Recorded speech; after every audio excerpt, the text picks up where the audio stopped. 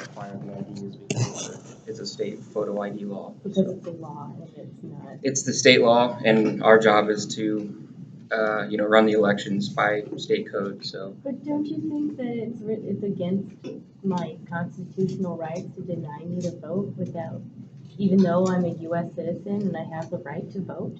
Unfortunately, that's not for us to decide. It's right in the code book written by the Indiana General Assembly. So if there were a conflict between what the Constitution said and what a statute said, which one would govern? Well, what I can try to do is this case has actually been litigated all the way up to the Indiana Supreme Court, and I believe they may have taken it to the United States Supreme Court, the Indiana voter ID law. So, and that was inconclusive, and that's why we're here to establish standing. I mean, I can try to find the code site or those actual cases for you if you wanted to read them. But unfortunately, right now, without a valid photo ID or valid under the Indiana election law, we can't, your vote. I mean, and you have until Friday, but otherwise just sits here in our provisional file. Have they scheduled when the meeting's going to be to review the provisional? Well, we have one tomorrow, tentative, or at 10 a.m. and then another one Friday at 1 p.m. And the one on Friday is tentative. If any of the individuals that need to show ID still, they have until noon on Friday to do that. Right. So the meeting on Friday is tentative if people do come in and show their ID before that deadline. I'd encourage you both, though, to come tomorrow and speak before the board on the matter.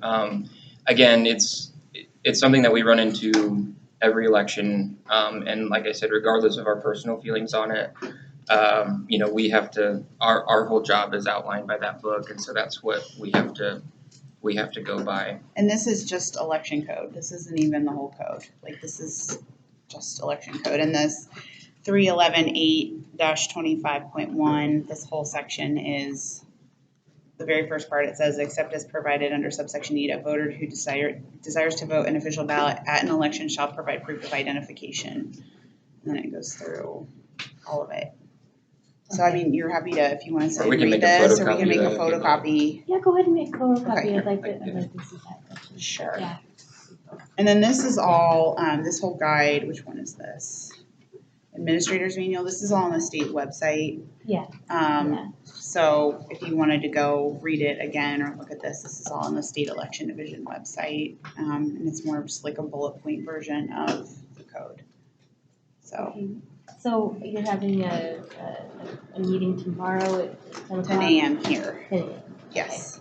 Okay. Yes. How's your schedule tomorrow? You have class or something? Probably, but yeah, I can see what I can do. Okay. Yeah. All right. That's all I got. Yeah. Unfortunately. Okay.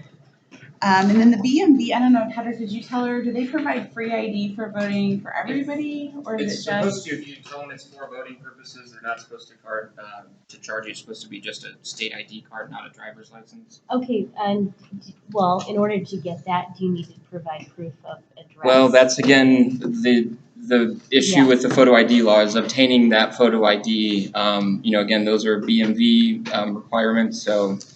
Believe me, I understand your frustration with the photo ID law, but like I said, the documentation that's required for that is different, obviously. So you'll have to talk to the BNB about that. But, Same with but yes, they will require you to prove your identity and your address. So. I know it.